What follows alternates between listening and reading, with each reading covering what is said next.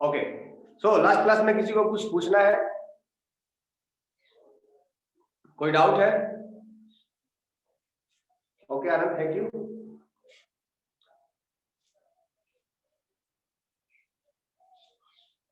Okay चलिए, तो last class को एक बार हम लोग रिवाइज कर लेते हैं। लास्ट क्लास में मैंने आप लोगों को बताया था कुछ चीजें ऐसी होती हैं प्रोजेक्टाइल मोशन में जिसको हमें नेग्लेक्ट करना पड़ता है, like acceleration due to gravity. ये हम लोग कंसीडर करेंगे कि ये कांस्टेंट होगा सभी जगह, और एयर रेजिस्टेंस को हम लोग नेग्लेक्ट करेंगे, अर्थ के कर्वेचर को हम लोग नेग्लेक्ट करेंगे।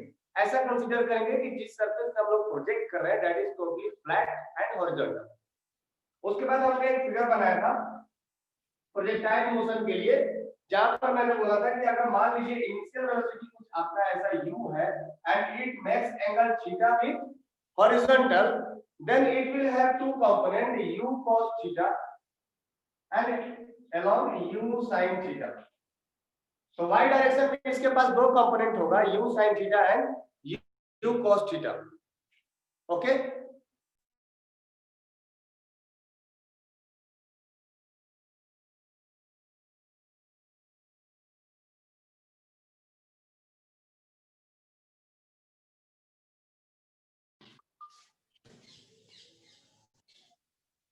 वीडियो एंड वॉइस लैग कर रहा है क्या? वीडियो एंड वॉइस लैग कर रहा है क्या? नहीं, आई थिंक मेरा नेटवर्क ठीक होगा आज। यस, क्योंकि कल इलेक्शन खत्म हो गया है, तो आज से नेटवर्क सही काम करना चाहिए। या thank you.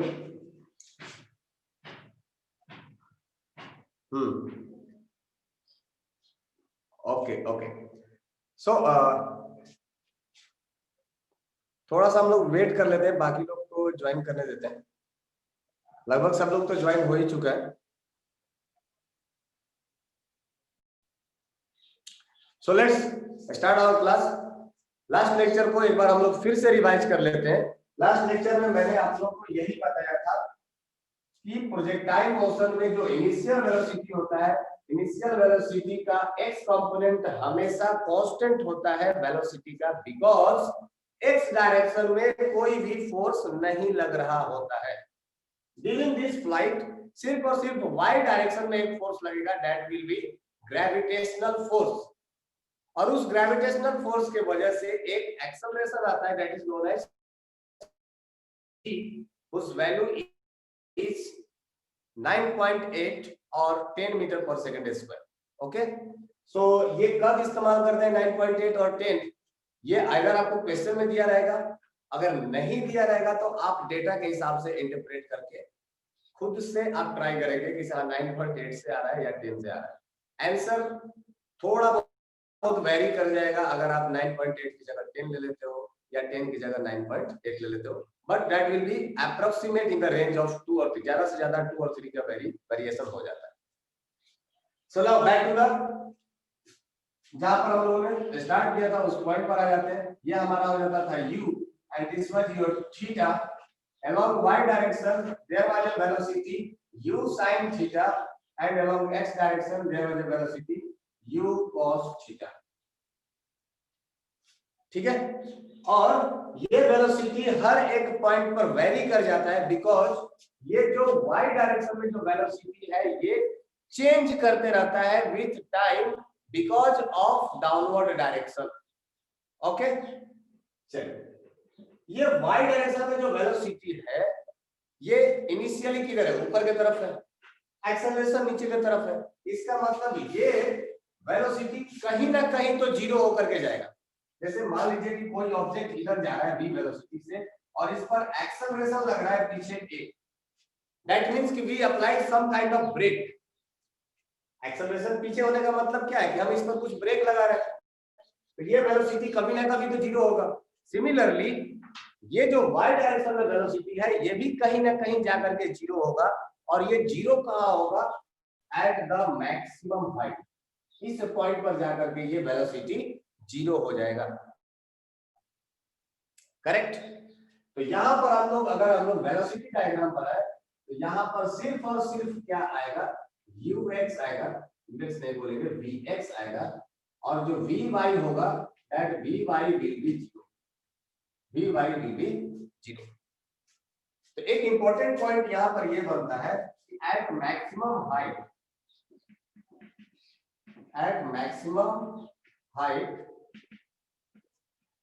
at maximum height velocity along y direction becomes zero. velocity along y direction becomes zero.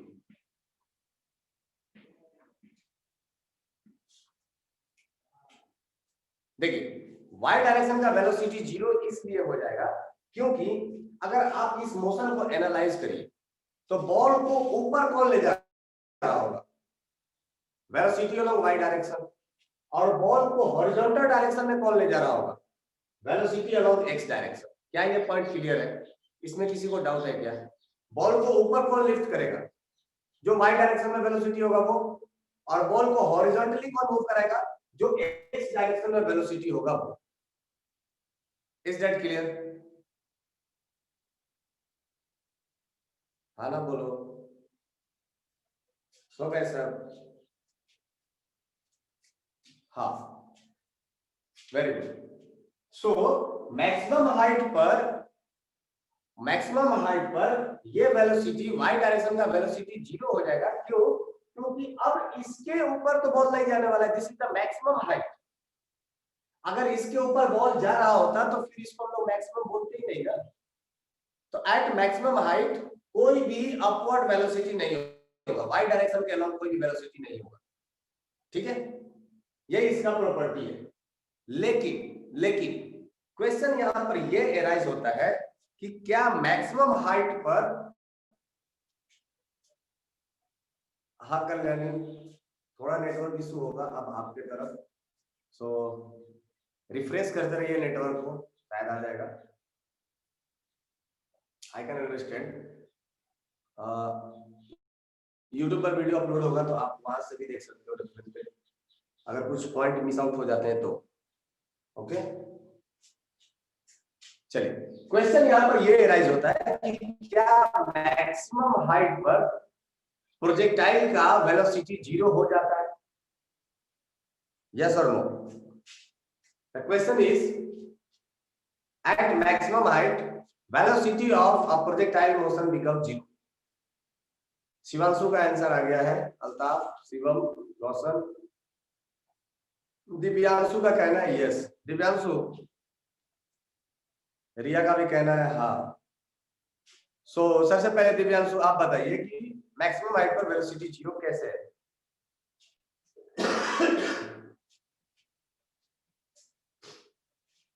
हाँ यस अल्ताफ, आपका कहना सही है। जिन्होंने कहा है कि हाँ वेलोसिटी जीरो हो जाता है, कैसे जीरो हो जाएगा? मैक्सिमम हाइट पर y डायरेक्शन में वेलोसिटी जीरो होगा। इट डजंट मीन कि ओवरऑल प्रोजेक्टाइल का ही वेलोसिटी जीरो हो जाएगा, है ना।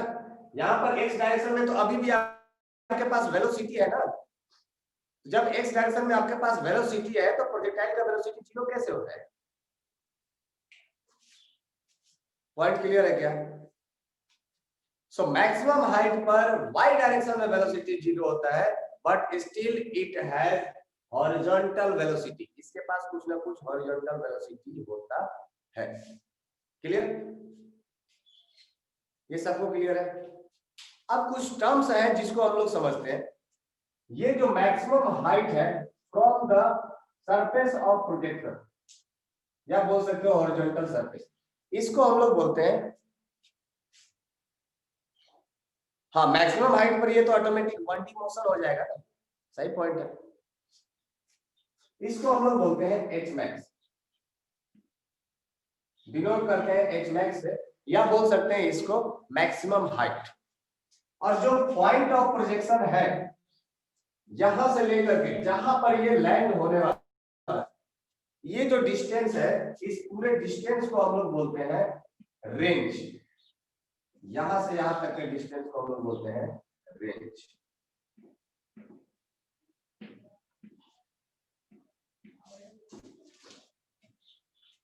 ठीक है? और ये पॉइंट ऑफ प्रोजेक्शन ए से बी तक जाने में लगने वाला जो टाइम है, that the total time is called as time of flight. Time of flight.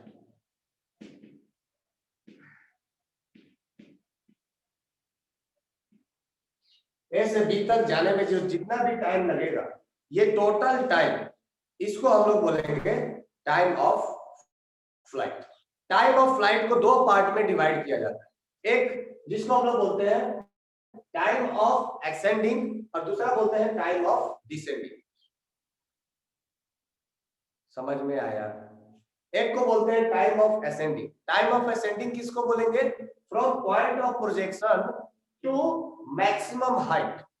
Point of projection से मैक्सिमम हाइट तक जाने में जितना भी टाइम लगेगा, that will be known as time of ascending. और मैक्सिमम हाइट से जमीन पर लैंड करने तक जितना भी टाइम लगेगा, इसको हम लोग बोलेंगे time of descending. Clear? Let suppose कि टाइम ऑफ असेंडिंग t1 है और टाइम ऑफ डिसेंडिंग है t2, तो हम लोग एक पॉइंट बना सकते हैं। यहां से सबसे पहले नोटिफाई कर दें कि t1 will time of ascending, okay, that is time taken from point of projection to maximum height। ये सब टर्मिनोलॉजी याद होना चाहिए, क्योंकि क्वेश्चन में यही सब टर्म्स इस्तेमाल किए जाते हैं, फिर वहां पर कंफ्यूजन हो जाता है कि ये क्या होगा। सो ये हो गया t1 is known as time of ascending, और t2 को हम लोग बोलते हैं टाइम ऑफ डिसेंडिंग।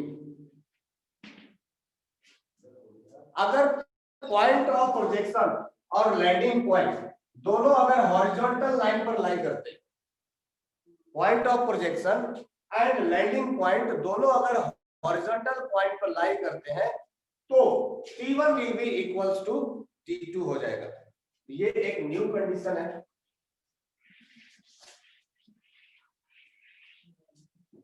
नया कंडीशन क्या होगा? If point of projection and landing point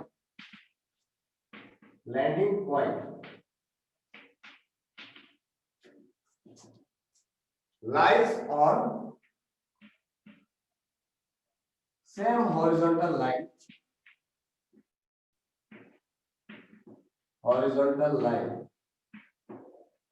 then t1 will be equals to t2, then t1 will be equals to t2। ठीक है? So time of ascending will be equal to time of descending.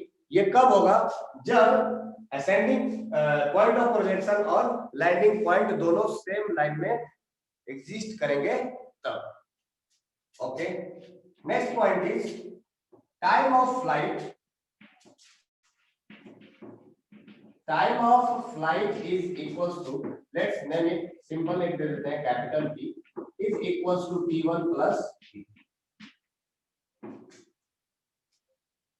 है ना?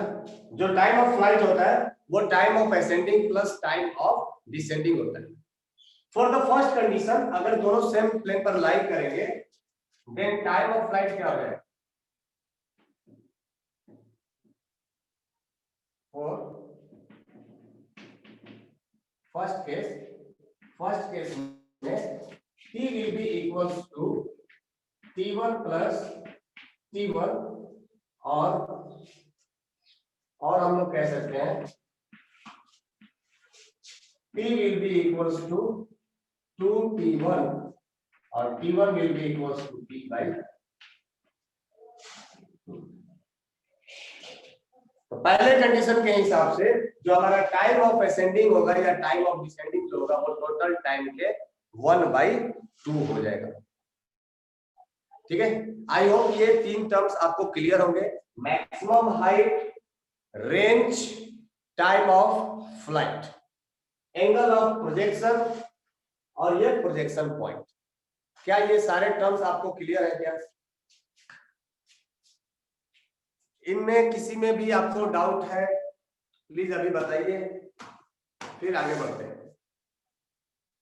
Okay Anushka, what your response? Altaf clear है, वैष्णवी को clear है, ठीक है। बाकी लोग, तान्या, आनंद, डन, ओके ग्रेट, निधि ग्रेट। चलिए, पंचाल को कहना है एक बार फिर से बता दीजिए, ठीक है। ओके भैया, पंचाल आपके लिए एक बार फिर से मैं आपको शॉर्ट में बता देता हूँ।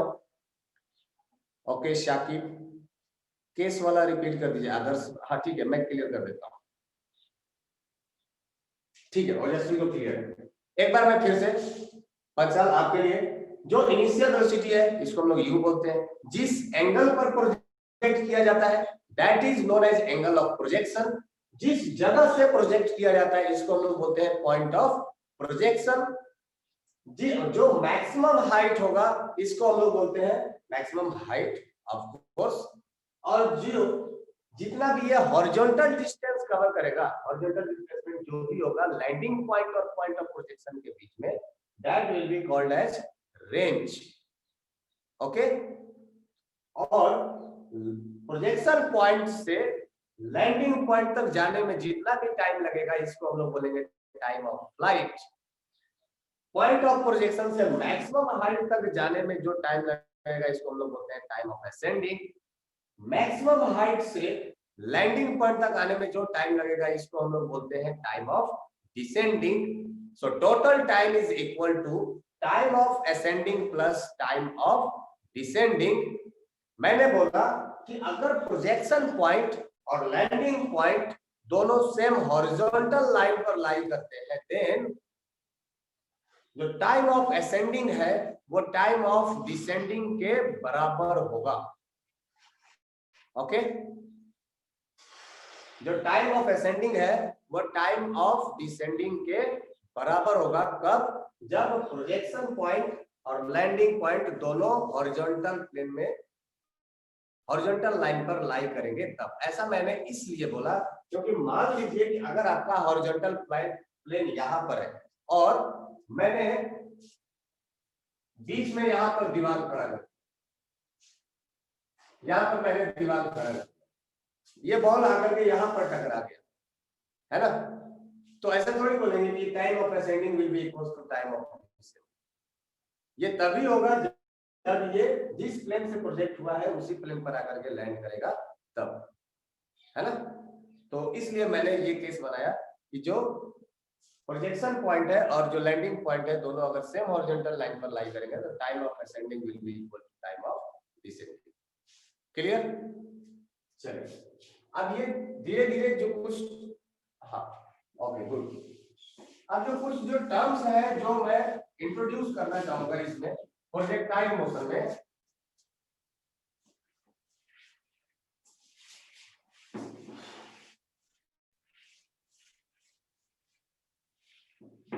देखिए पहला ये है कि प्रोजेक्टाइल मोशन को टोटल 2 पार्ट में डिवाइड किया गया है ना। There are 2 types, one is oblique projection, oblique projection, और दूसरा जो होगा ये होगा projection on inclined plane, projection on inclined plane, inclined plane. ये 2 तरह का प्रोजेक्टाइल मोशन हम लोग पढ़ेंगे। देखिए जो हम लोगों ने अभी केस स्टडी किया था that was known as oblique projection. इसको ऑब्लिक प्रोजेक्शन इसलिए बोलते हैं because it is projected at some angle theta, तो इसको हम लोग बोलेंगे ऑब्लिक प्रोजेक्शन। और अगर यही प्रोजेक्शन किसी इंक्लाइंड प्लेन पर फेंका जाए, जैसे बॉल को यहां से फेंक करके और यहां पर, है ना, तो ये इंक्लाइंड प्लेन का एक अलग प्रोजेक्शन होगा और ये जो इनिशियल वेलोसिटी है इसका एक अलग प्रोजेक्शन होगा अल्फा। तो इस तरह का हम लोग बोलेंगे प्रोजेक्शन ऑफ इंक्लाइंड प्लेन। ये सेकंड केस है, ये हम लोग बहुत बाद में पढ़ने वाले हैं। अभी तक सारा डिस्कशन जो होगा वो हमारा ऑब्लिक प्लेन के ऊपर, ऑब्लिक प्रोजेक्शन के ऊपर ही होगा। ठीक है, तो ये कुछ बहुत ज्यादा कुछ खास नहीं है, बस सिर्फ मैंने बता दिया कि ये कितने तरह का हमारे कोर्स में है जो हम लोग पढ़ने वाले हैं। अब देखिए, पूरे प्रोजेक्टाइल मोशन में हम लोग कुछ इंपॉर्टेंट टर्म्स होता है जहां से क्वेश्चन एराइज किया जाता है। ओके, तो वो टर्म्स हम लोग कौन कौन सा डिस्कस करने वाले हैं वो मैं टर्म्स आपको बता देता हूं। पहला हो जाएगा, आपको कैलकुलेट करना है time of flight, time of flight. दूसरा मैक्सिमम हाइट, मैक्सिमम हाइट ये आपको कैलकुलेट करना होता है। Third range, fourth trajectory, fifth आपसे पूछा जा सकता है कि what will be the kinetic energy of kinetic energy at any time. किसी भी टाइम पर आपको काइनेटिक एनर्जी पूछा जा सकता है। ऑफ कोर्स काइनेटिक एनर्जी का मतलब क्या हो जाएगा, that is half of mv square. तो किसी भी टाइम पर अगर आप वेलोसिटी फाइंड आउट कर लेते हो तो काइनेटिक एनर्जी आप फाइंड आउट कर ही लो। And then six that is momentum. एक तो आपसे पूछा जाएगा linear momentum, linear momentum, and seventh angular momentum, angular momentum. ये वाला पॉइंट थोड़ा सा आप लोगों के लिए क्रिटिकल होगा बिकॉज ये रोटेशनल मोशन का कंसेप्ट है, फिर भी मैं ट्राई करूंगा कि आपको ये पॉइंट भी क्लियर हो जाए। तो कम से कम हम लोग इतने पॉइंट हर एक केस में, अलग अलग केस में हम लोग डिस्कस करेंगे। तो what will be the time of flight, what will be the maximum height, what will be the maximum range, trajectory क्या होगा, काइनेटिक एनर्जी क्या होगा, इसका लीनियर मोमेंटम क्या होगा, एंगुलर मोमेंटम क्या होगा, ये सारा कुछ हम लोग कैलकुलेट करेंगे for each and every case. So start करते हैं ऑब्लिक प्रोजेक्शन का। हाँ निधि, रेंज हमेशा हॉरिजॉन्टल ही रहेगा बट दैट वेरीज। जैसे क्वेश्चन में आपसे पूछा जा सकता है कि what will be the maximum range, for what value of theta range will be maximum. इस तरह के क्वेश्चन आपसे पूछा जा सकता है। या what will be the relation between maximum height and range, ये सब क्वेश्चन आपसे पूछे जाएंगे। क्लियर है क्या? रेंज और मैक्सिमम हाइट के बीच में एक रिलेशन होता है, तो ये सब के बारे में आपसे पूछा जाएगा। क्लियर? हाँ, so let's start with our first case, जिसका हम लोग डेरिवेशन करने वाले हैं। इंपॉर्टेंट पॉइंट्स मैंने आपको डिस्कस कर दिया है, टर्मिनोलॉजी मैंने बता दिया कि टाइम ऑफ फ्लाइट किसको बोलते हैं, रेंज किसको बोलते हैं, ये सब कुछ मैंने बता दिया। सो प्रोजेक्टाइल मोशन का सबसे पहला केस ऑब्लिक प्रोजेक्शन को हम लोग चूज करते हैं। ठीक है, oblique projection, oblique projection method देखिए सबका वही रहने वाला है। आप पूरे मोशन को आप डिवाइड कर दीजिए दो 1D मोशन में, एक हॉरिजॉन्टल 1D मोशन और दूसरा vertical 1D motion.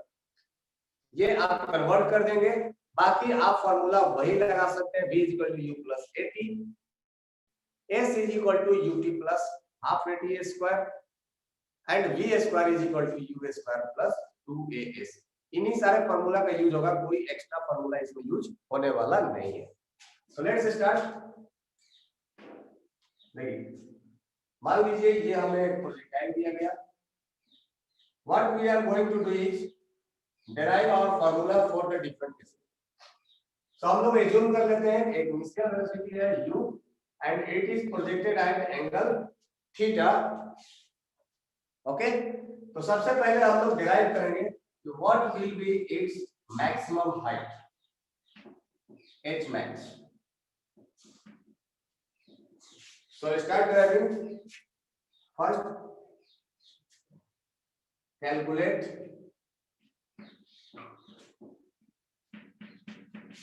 maximum height.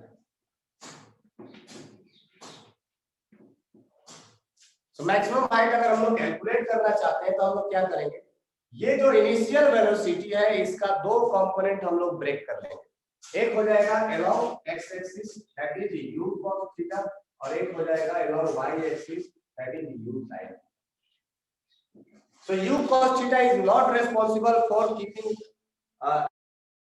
for putting it in the y direction। ये जो वेलोसिटी है ये सिर्फ और सिर्फ रेंज के लिए रिस्पांसिबल है। मैक्सिमम हाइट तक पहुंचाने के लिए जो वेलोसिटी रिस्पांसिबल होगा वो कौन सा होगा, u sin थीटा होगा। तो बताइए कंडीशन अप्लाई कर देते हैं। इनिशियल वेलोसिटी हमारा क्या हो जाएगा, u sin theta along y direction, और final velocity at maximum height ये क्या हो जाएगा, that will be the vy equal to 0। so final velocity will become 0, initial velocity u sin theta. तो क्या हम लोग रिलेशन रिड्यूस कर सकते हैं? फॉर्मूला कौन सा लगा है बताइए, फॉर्मूला कौन सा लगेगा यहाँ पर? देखिए टाइम का कोई रिलेशन नहीं है यहाँ पर, मैंने अभी तक हम लोगों ने टाइम के बारे में कुछ भी डिस्कशन नहीं किया है। हमारे पास एक ही ऑप्शन बचता है, वो फॉर्मूला बताइए कौन सा होगा।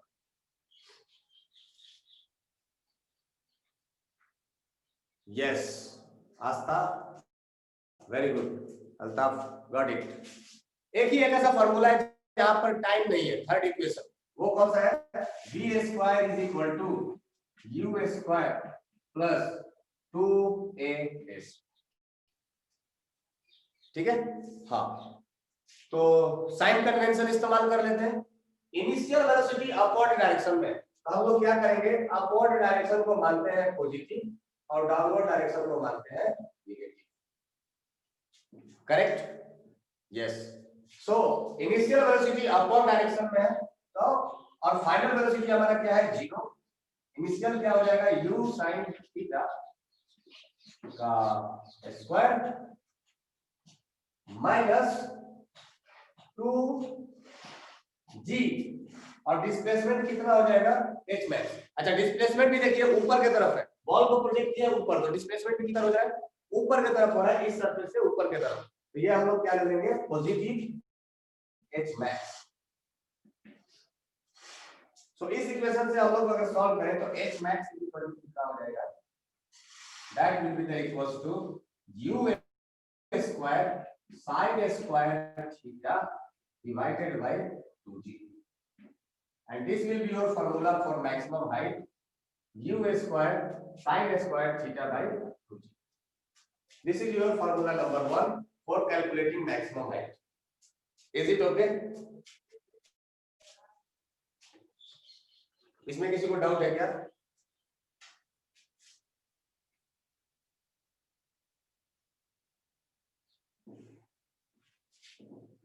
नहीं, ठीक है। So next will be, we will calculate time of flight. What will be time of flight?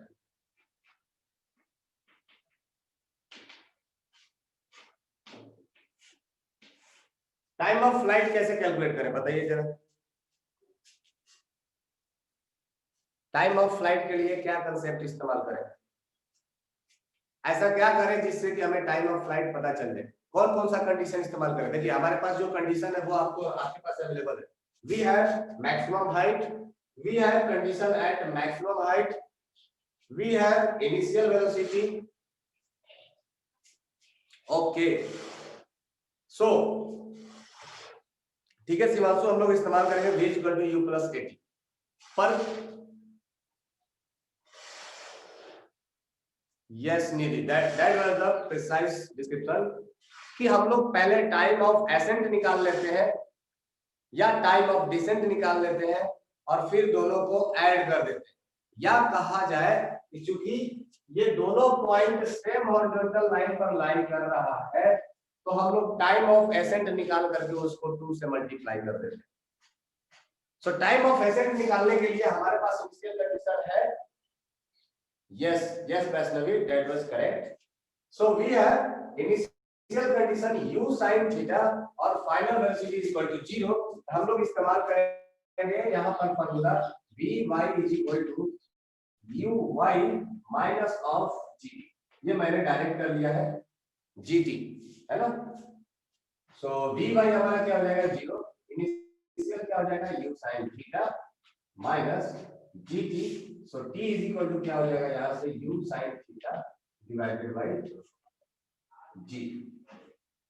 ये जो आया इसको हम लोग क्या बोलेंगे, this will be called as time of ascent, time of ascent, ठीक है। This will be called as time of asset.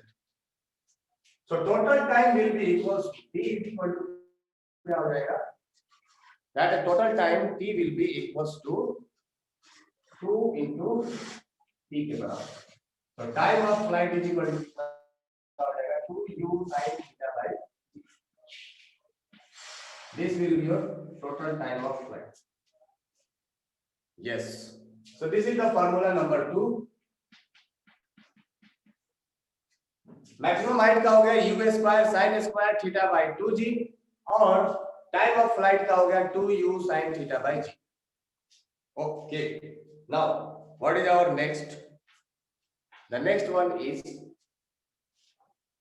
Range. So what will be the range, range of flight.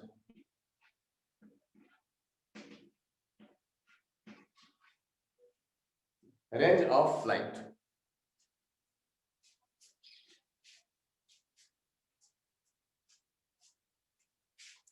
Range of flight कैसे निकालें।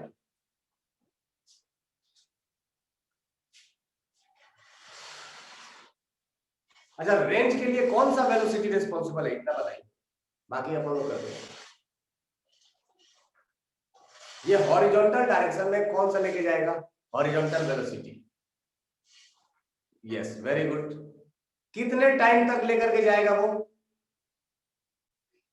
ये horizontal velocity कितने time तक उसको खींचेगा along x direction, u sin theta by g, 2u sin theta by g।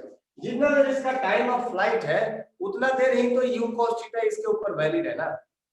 तो range के लिए हम लोग क्या करेंगे, horizontal velocity into time of flight कर देते हैं। तो रेंज इज इक्वल टू क्या हो जाएगा ux into time of flight t।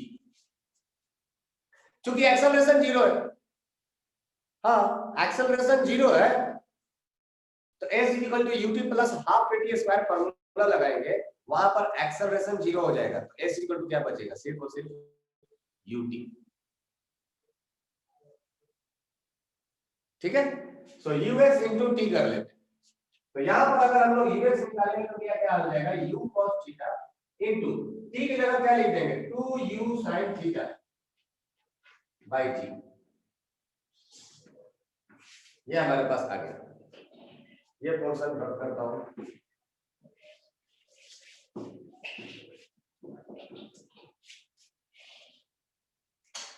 हाँ देखते हैं क्या आता है यहां से। तो u इंटू यू करेंगे u स्क्वायर हो जाएगा, तो r इज इक्वल टू हम लोग लिख सकते हैं u square 2 sin theta into cos theta divided bye, है ना। याद करिए 2 sin theta into cos theta का फार्मूला क्या होता है, sin 2 थीटा, यस ये हो जाएगा u square sin 2 theta divided bye, this will be your range. तो ये हो गया रेंज का formula u square sin 2 theta divided bye. अच्छा ध्यान से देखिएगा, तो आपको मैक्सिमम हाइट और रेंज के फार्मूला में बहुत ज्यादा डिफरेंस नहीं आएगा। वहां पर ये 2 स्क्वायर में चला जाता है, यहाँ पर sin 2 थीटा हो जाता है।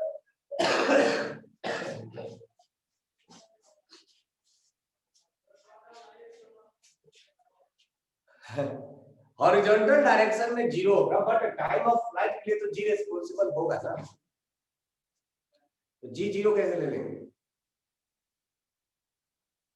हॉरिजॉन्टल डायरेक्शन में कोई एक्सेलरेशन नहीं है, लेकिन टाइम ऑफ फ्लाइट के लिए तो G लगेगा। समझ में आया क्या ये? हाँ ओके रोशन। अब देखिए, यस आई एम सेट। अभी देखिए, अभी जब तक आप प्रोजेक्टाइल मोशन पढ़ रहे हो, भैया मैं बताता हूं, जब तक आप प्रोजेक्टाइल मोशन पढ़ रहे हो, in the case of time of flight, time of ascent और टाइम ऑफ डिसेंट के बीच का डिस्प्लेसमेंट का मेथड, ठीक है वो भी कर सकते हैं ना। t/2 लेंगे तो ये आ जाएगा r/2, यहां से आ जाएगा r/2, दोनों को ऐड कर देंगे तो भी रेंज आ जाएगा, क्या दिक्कत है? आप यही कहना चाह रहे हो ना कि टाइम ऑफ असेंट तक इसका रेंज निकाल लीजिए, फिर टाइम ऑफ डिसेंट का रेंज निकाल लीजिए, दोनों को ऐड कर दीजिए, तो टाइम ऑफ असेंट तक जो रेंज आएगा वो भी आएगा r/2 और ये भी आएगा r/2, दोनों को ऐड करेंगे तो 2r हो जाएगा, है ना। चलिए रेंज एक बार फिर से बता देता हूं, रेंज इज इक्वल टू क्या हो जाएगा, horizontal velocity into time of flight. मतलब ये ऑब्जेक्ट जब तक हवा में रहेगा तब तक ये हॉरिजॉन्टल वेलोसिटी इसको हॉरिजॉन्टल डायरेक्शन में पुश करते रहेगा। तो हम लोगों ने टाइम ऑफ फ्लाइट निकाल लिया, इसका फार्मूला डिराइव कर लिया 2u sin theta by t। Horizontal direction का वेलोसिटी हमें पता है u cos थीटा पहले से ही, तो u cos theta into t किया, हमारे पास ये आ गया u square 2 sin theta into cos theta. 2 sin theta into cos theta होता है formula sin 2 theta. u into t इसलिए हुआ रिया क्योंकि हॉरिजॉन्टल डायरेक्शन में हम लोगों ने पहले ही बताया था कि a y जो होता है वो होता है g, मतलब वर्टिकल डायरेक्शन में जो एक्सेलरेशन हो जाएगा that will be the g, but acceleration along horizontal direction is g, है ना। तो अगर हम लोग लगाते हैं s ut plus half at square, यहां पर एक्सेलरेशन का, यहां पर s क्या ले लेते हैं, x डायरेक्शन में, velocity in x direction, acceleration in x direction, ये सब तो x डायरेक्शन ही लेना पड़ेगा ना, क्योंकि x डायरेक्शन में हमारा एक्सेलरेशन 0 है, तो s इज इक्वल टू क्या आ जाएगा, ux इनटू t। यहीं से तो हम लोगों ने निकाला है ये, क्लियर है क्या? Okay great. चलिए आई होप ये सबको क्लियर हो गया होगा। अब जो मैं ये बता रहा था कि जब तक आप लोग पढ़ रहे हो प्रोजेक्टाइल मोशन, तो ये याद रहता है कि range is equal to u square sin 2 theta. जैसे ही आज आपसे 5-6 महीने के बाद पूछूंगा what is the formula of range, तो कंफ्यूज हो जाते हैं, यहाँ पर sin स्क्वायर था या sin 2 थीटा था, नीचे 2g होगा या नहीं होगा, कंफ्यूजन यही पर आ जाता है ना। फिर आपको करना पड़ता है डेरिवेशन। याद करने के लिए एक छोटा सा ट्रिक, याद कैसे कर रखेंगे, between range and maximum height, थोड़ा सा फनी है और ठीक है। देखो जो हमारा मैक्सिमम हाइट था उसका फार्मूला क्या था, u square sin square theta by, और जो रेंज है उसका फार्मूला क्या था, u square sin 2 theta by g। याद करने का तरीका हमने यही पढ़ा था, ये जो 2 है इन दोनों को एक साथ बांध दी, है ना। ऐसा सोचिए कि अगर ये 2 को ऊपर खींचेंगे तो ये 2 भी ऊपर आएगा, और इस 2 को नीचे दबाएंगे तो ये 2 भी नीचे चला जाएगा। पॉइंट क्लियर है क्या? इट इज जस्ट लाइक ये ऐसा एक 2 है, एक 2 उसके साथ नीचे बंधा हुआ, जैसे ही इसको ऊपर खींचेंगे ये 2 नीचे से ऊपर आ जाएगा, जैसे ही इसको नीचे प्रेस करेंगे ये 2 नीचे दब के बाहर। The same thing happened here also. ये 2 को हम लोगों ने ऊपर खींचा है साइन के ऊपर स्क्वायर में, तो ये 2 नीचे से ऊपर आ गया 2g के बराबर। जैसे ही इस 2 को ऊपर से दबाएंगे, यू विल प्रेस हियर, ये 2 देखो हॉरिजॉन्टल लाइन में आ गया और ये 2 कहीं इधर नीचे आकर के बन गया, तो ये जी वाले रेंज से बाहर निकल जाता है। दूसरा याद करने का तरीका ये है, ये रेंज है, हॉरिजॉन्टल है, तो यहाँ पर 2 भी कैसा आएगा, हॉरिजॉन्टल ही आएगा, sin 2 थीटा, हॉरिजॉन्टल रेंज में सब के सब। ठीक है, तो अगर आप भूल जाओ तो ऐसा आप याद रख सकते हो, sin 2 थीटा कहां पर लगेगा, sin स्क्वायर थीटा कहां लगेगा। नहीं समझ में आया तो कोई बात नहीं, आप अपना ट्रिक बना सकते हो, पर याद रखना है फॉर्मूला फॉर क्विक सॉल्यूशन।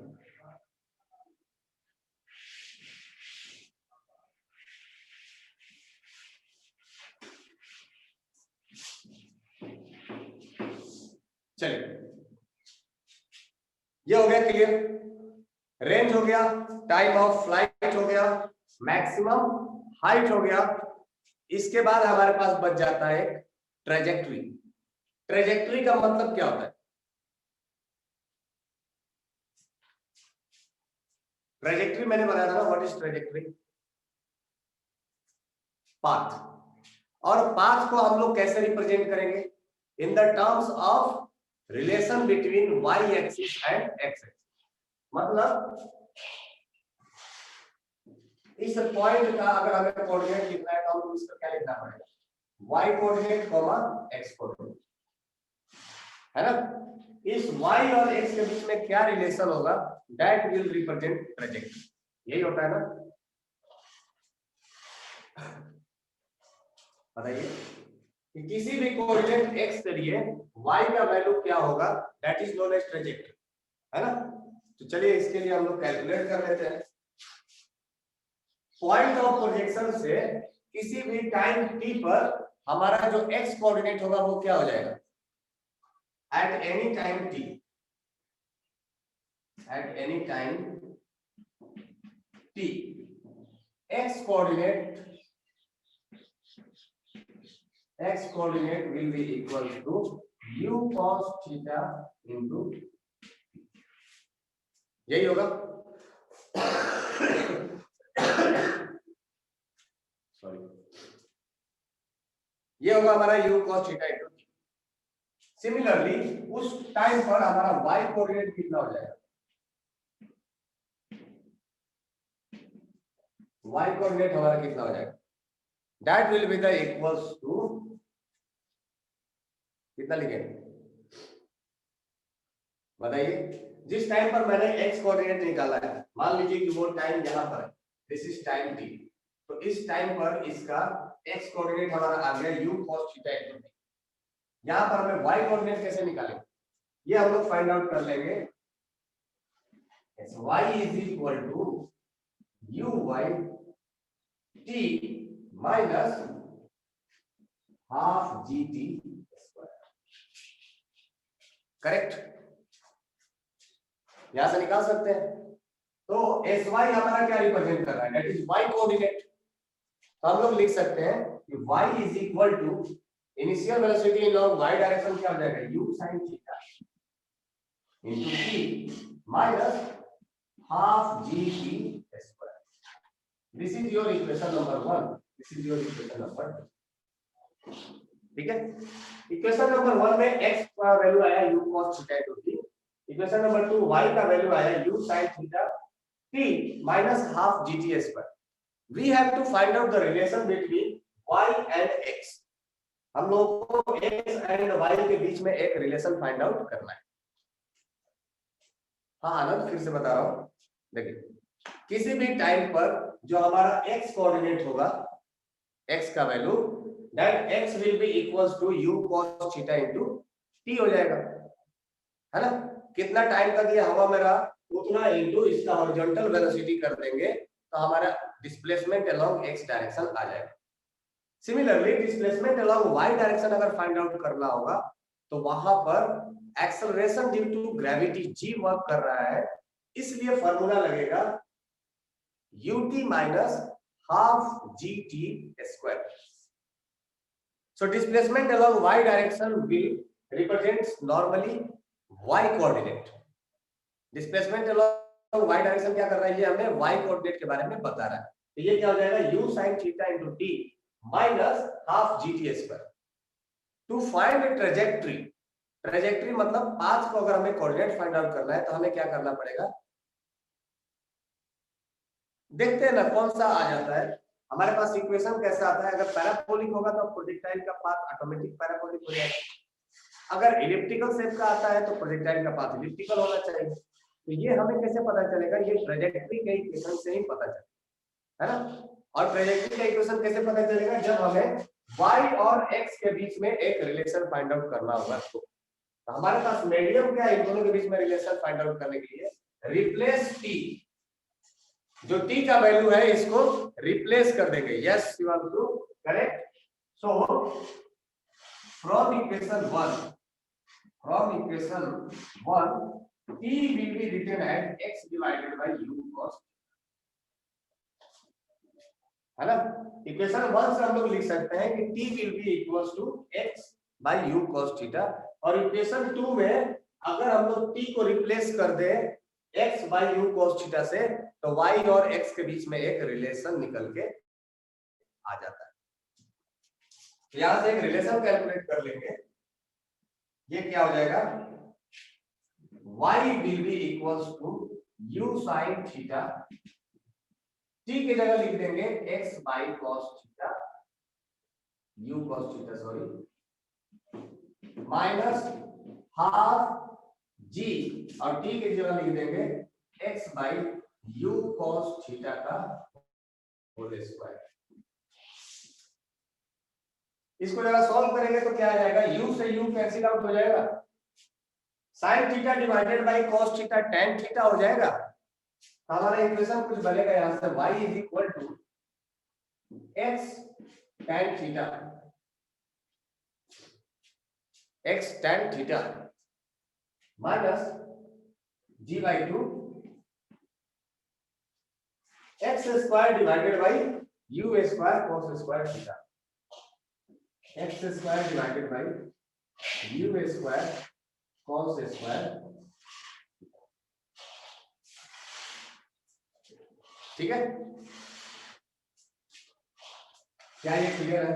इसको ऐसे भी लिख सकते हैं ना, एक ही लाइन में लिख सकते हैं, x square divided by 2u square cos square theta. क्या इसमें किसी को डाउट है? हमारे पास जो ट्रेजेक्टरी का इक्वेशन आया वो कुछ ऐसा है।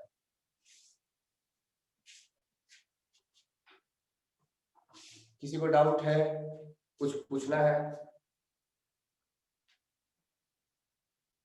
यहां तक किसी को डाउट है क्या?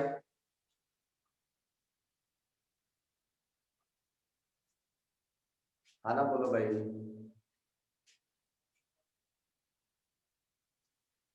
सब लोग हो?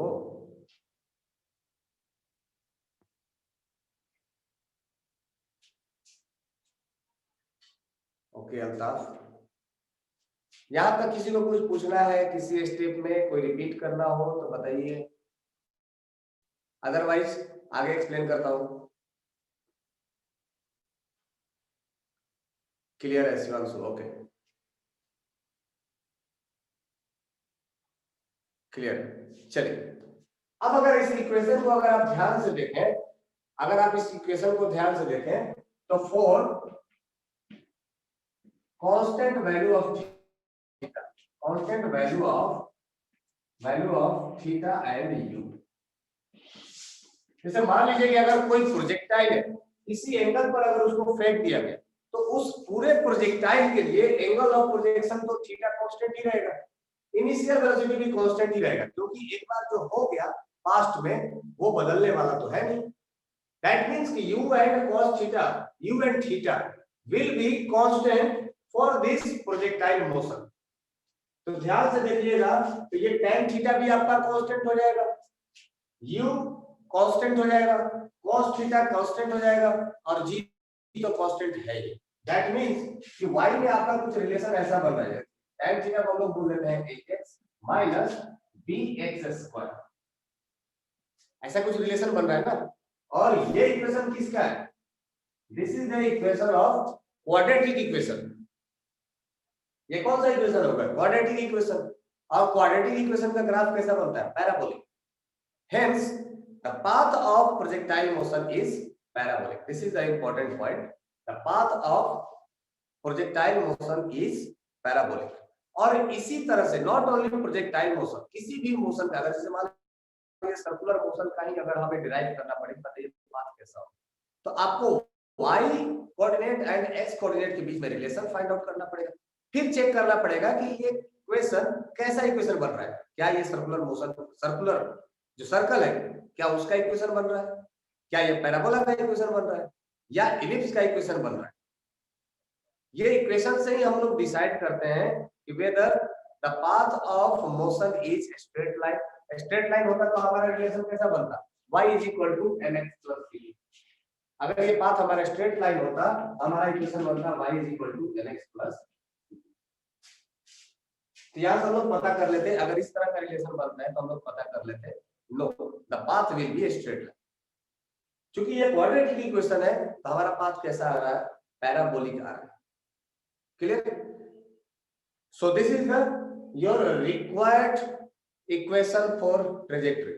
हालांकि ये याद करना थोड़ा मुश्किल है, इसका एक सिंप्लीफाइड फॉर्म भी है। वो सिंप्लीफाइड फॉर्म आप लोग नेक्स्ट क्लास में डिराइव करके लाइएगा। How can be simplified? मैं आपको हिंट कर देता हूं। This can be simplified in the terms of range. Range of flight के टर्म में इसको सिंप्लीफाइड कर दिया जाएगा। y = x tan theta 1 - a/r, कुछ ऐसा टर्म में है ना। So try to derive in the next class. Clear? किसी को कोई डाउट है? मुझे ड्राइव करके आप लोग ग्रुप पर सेंड करिए, पर्सनली सेंड कर सकते हैं। चलिए, सो मिलते हैं। अल्ताफ, ठीक है, बाकी लोग जिनका हो गया वो जा सकते हैं। हाइट एंड रेंज के बीच में रिलेशन हम लोग निकाल सकते हैं। देखिए कैसे निकालते हैं।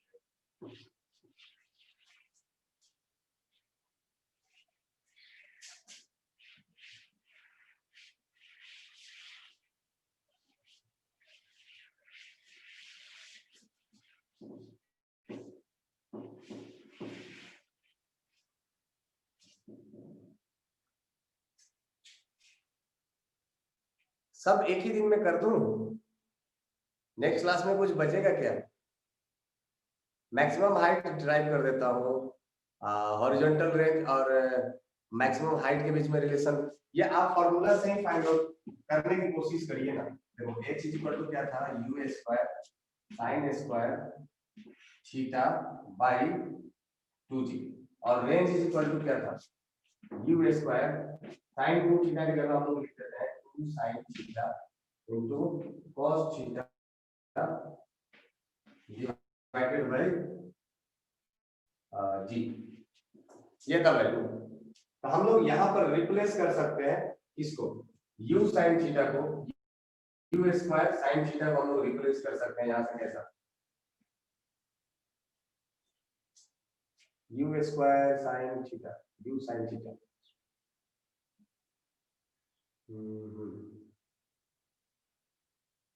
sin थीटा को रिप्लेस कर दीजिए। sin theta will B r into g divided by 2u² cos theta. अब ये sin थीटा का वैल्यू दोनों इक्वेशन को डिवाइड कर देते हैं, वो भी पॉसिबल है। बहुत आर द सेम। चाहे तो आप वहां से sin थीटा को रिप्लेस कर दीजिए यहाँ पर, या दोनों इक्वेशन को डिवाइड कर दीजिए। डिवाइड करेंगे तो भी कुछ ना कुछ तो निकल के आएगा। चलो डिवाइड ही कर देते हैं, h/r कर दो। h/r करेंगे तो ये कितना हो जाएगा? u² sin² theta divided bye 2g multiplied, यहाँ पर r को लिखेंगे u²। चलो sin 2 थीटा लिख देते हैं आसानी के लिए, और ये चला जाएगा ऊपर में g। u² से u² कैंसिल हो जाएगा, g से g ये कैंसिल हो जाएगा, तो क्या बच जाएगा? h/r will be equals to, यहाँ पर लिख देंगे sin² theta divided bye 2 sin 2 theta. So h will be equals to the r sin square theta by sin 2 sin 2 theta. So here it will be a range. अब यहाँ पर एक relation और बनता है मैक्सिमम हाइट और maximum range के बीच में. मैक्सिमम रेंज आता है theta is equal to 45 degree पर. अरे ये तो मैं फिर से समझाऊंगा, ये आपके लिए था ही नहीं. चलिए फिर भी बताता हूँ. ये देखो h का जो फॉर्मूला है और जो r का फॉर्मूला है, h डिवाइडेड बाई r का, तो आपका u स्क्वायर से u स्क्वायर कैंसिल आउट हो जाएगा, है ना. साइन स्क्वायर थीटा रह जाएगा, साइन 2 थीटा नीचे रह जाएगा, g से g कैंसिल आउट हो जाएगा, तो आपके पास क्या बचेगा, h बाई r will be equals to sine square theta by 2 sine 2. ये आप एक बार खुद से करिएगा, आपको पता चल जाएगा कौन कौन सा कैंसिल आउट हो रहा है. ये u और u टर्म कैंसिल आउट हो जाएगा, ये g और g टर्म कैंसिल आउट हो जाएगा. सही है क्या रिया, समझ में आया?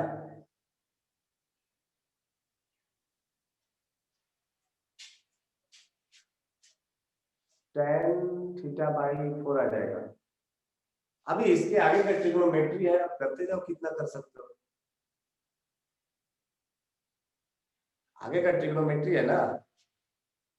चलो ये ठीक है, अगर ये हो गया तो वो वाले टर्म को सॉल्व करते हैं. देखते हैं आगे क्या बनता है.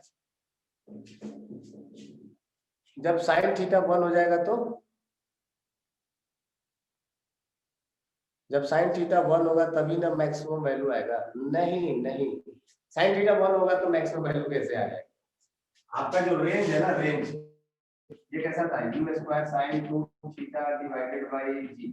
आप इसको डिफरेंशिएट करिए dr बाय g theta and that will be equals to the 0. यहां से आपका थीटा का वैल्यू आ जाएगा for which range will be maximum and that theta will be equal to 45. जब sin थीटा का वैल्यू 1 आ जाएगा मतलब थीटा आपका कितना हो गया, 90 डिग्री. तो आप ही सोचो कि 90 डिग्री पर अगर बॉल को प्रोजेक्ट करेंगे तो क्या उसका रेंज भी आएगा, कभी रेंज ही 0 हो जाएगा. समझ में आया रोशन? सो ये आपको r को डिफरेंशिएट करना पड़ेगा विद रिस्पेक्ट टू थीटा. किसी भी चीज को अगर मैक्सिमाइज करना है तो आपको क्या करना पड़ता है, डिफरेंशिएट करना पड़ता है. फर्स्ट डिफरेंशिएट इक्वल्स टू 0 करिए, थीटा का वैल्यू फाइंड आउट करिए, डबल डिफरेंशिएट करके चेक करिए कि वो वैल्यू पॉजिटिव है या नेगेटिव. पॉजिटिव है तो मैक्सिमा, नेगेटिव है तो मैक्सिमा, और पॉजिटिव है तो मिनिमा. ठीक है. और अगर इसको हम लोग और आगे सॉल्व करेंगे तो इसको कैसे लिख सकते हैं, sine theta into sine theta divided bye 2 into 2 sine theta into cos theta. तो साइन थीटा से साइन थीटा कैंसिल आउट हो जाएगा, तो नीचे क्या आ जाएगा, sine theta divided bye 4 cos theta. Sine theta by cos theta क्या हो जाएगा, tan theta divided bye 4. tan theta divided by 4 and that will be equals to the h by r. So h will be equals to the r tan theta by 4. ये और simplified हो गया.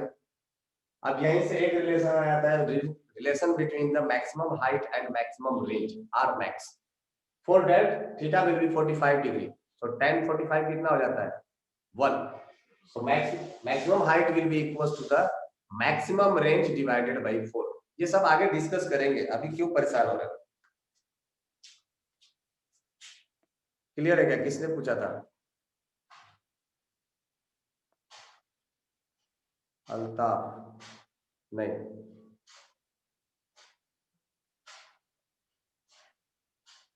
हाँ अल्ताफ हो गया शायद. अल्ताफ हो गया क्या, क्लियर है ना ये.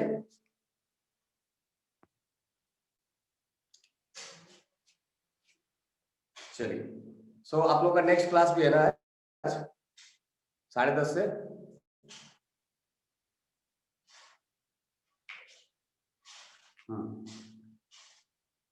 ओके फिर चलिए मिलते हैं नेक्स्ट क्लास में. वो ट्रेजेक्टरी का इक्वेशन शॉर्ट फॉर्म में आप डिराइव करके हम लोगों को ग्रुप पे सेंड करिए.